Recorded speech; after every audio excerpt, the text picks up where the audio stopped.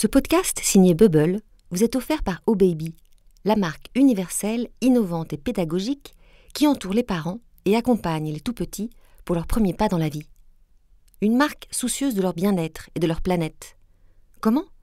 En collaborant avec des experts de la petite enfance, comme les professionnels des crèches Rigolo comme la vie, pour la conception de ces produits. Et en s'engageant pour des matières plus responsables, telles le coton biologique ou le polyester recyclé, comme sa grande sœur, la marque Okaidi. Merci OBaby. Mettre au monde un enfant agit comme une empreinte sur notre mémoire. À partir de cet instant inoubliable où l'on apprend que l'on attend un bébé, s'enchaîne une succession de premières fois indélébiles pour les futurs parents. Les émotions puissantes qui nous submergent alors sont à la fois universelles et propres à chacun, à chacune. C'est de cette vibration au plus profond de nous dont témoignent hommes et femmes dans ce podcast. Le premier mot que notre enfant formule réserve parfois bien des surprises. Hélène, Victoire, Marie et Caroline peuvent en témoigner. Du joli défaut de prononciation au mot improbable, en passant par la verbalisation joyeuse d'un élan spontané vers les autres, ou le début d'un amour attendrissant pour un grand-père, ce qui sort de la bouche de nos enfants pour la première fois de manière intelligible vient remplir ce coffre propre à chaque tribu des souvenirs heureux que l'on se plaît à se remémorer au fil des années. Bonjour, donc je m'appelle Hélène, j'ai 2 enfants, un grand qui a 14 ans qui s'appelle Lalo et une petite qui a 10 ans qui s'appelle Luna. Et mon souvenir de premier mot, c'est celui de la petite. Le premier mot qu'elle a prononcé de façon intelligible pour nous, ça n'a pas été ni papa ni maman, mais ça a été faux fifon. Son amour de la cochonaille est né très tôt et ma fille adore toujours autant le saucisson. Alors Luna, ça a été une grande bavarde quand elle était petite, donc on avait un lexique pour comprendre un peu tout son vocabulaire et qu'on se passait entre membres de la famille et chacun faisait des entrées par ordre alphabétique. Donc on avait les grands classiques, c'était par exemple les pipous. Les pipous, c'était tous les véhicules, la benne à ordures, les camions, les voitures, mais ça venait du camion de pompier qui faisait pimpon. Les vaches, c'était tous les grands mammifères, que ce soit des vaches bien sûr, mais aussi des chevaux, des cochons, tout était vache. Il y avait plein de choses. Tôt, ça voulait dire encore. Dadou, c'était aussi bien son grand-père que sa grand-mère. Je m'appelle Victoire et je vais vous parler du premier mot de ma fille Céleste. C'était le jour de son baptême. Alors, c'était un jour très particulier et très précieux pour nous parce que nous avions déjà dû annuler son baptême une première fois parce que nous étions encore en pleine pandémie Covid. Donc la première fois qu'on avait organisé ça, on avait dû le repousser. Et pour la première fois depuis la naissance de notre fille, qui avait donc 9 mois, nous pouvions rassembler toutes nos familles, celle du côté de mon mari et la mienne. Donc c'était la première fois que Céleste était avec toute sa grande famille réunie. Évidemment, c'était un moment très joyeux, très heureux. On était très contents de se retrouver. Et on attendait avec grande impatience que Céleste dise son premier mot, parce qu'on attend qu'une chose, c'est qu'elle puisse bien nous parler pour qu'on puisse échanger avec elle. Et il se trouve que dans ma famille, j'ai un papa né dans les années 50, assez traditionnel, qui a été un père aimant, mais pas très très présent, en tout cas au quotidien auprès de mes frères et sœurs et moi. Et il se trouve que mon père est un grand-père absolument extraordinaire avec ses 11 petits-enfants, puisque maintenant il en a 11.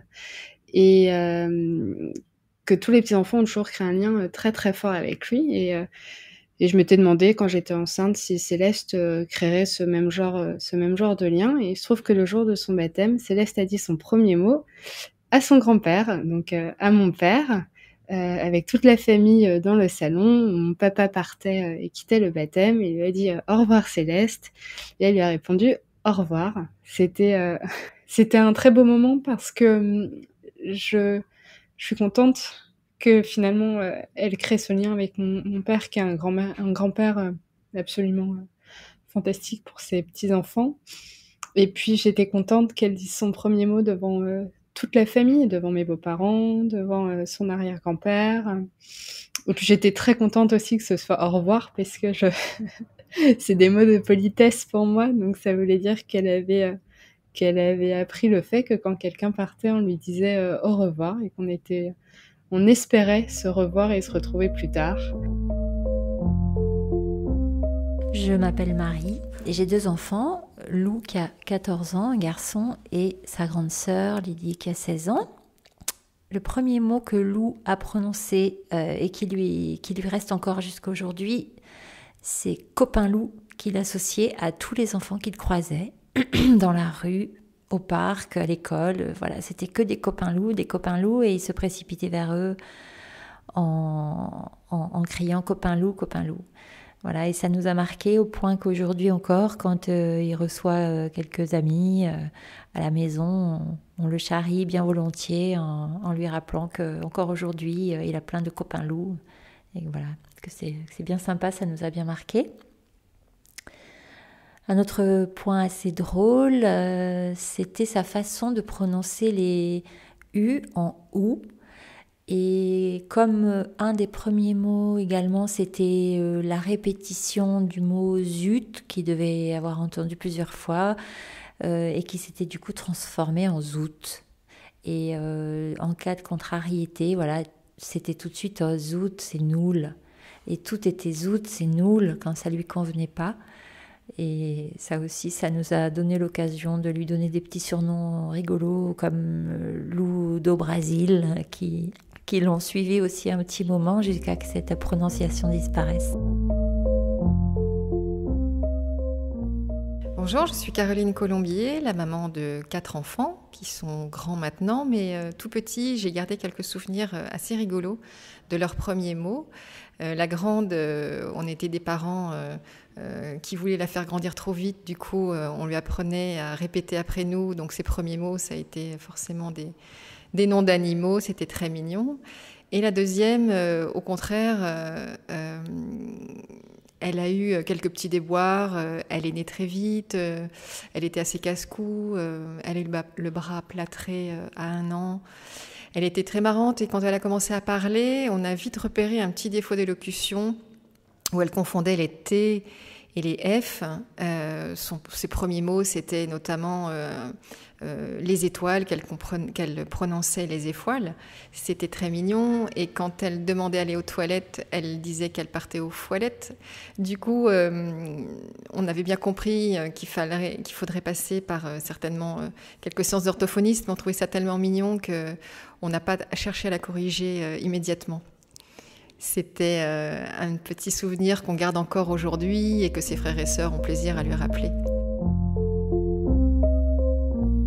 C'est déjà la fin de notre épisode, mais si cette expérience vous a plu, n'hésitez surtout pas à découvrir les autres témoignages des premières fois avec bébé, disponibles sur toutes les plateformes de podcast. À bientôt!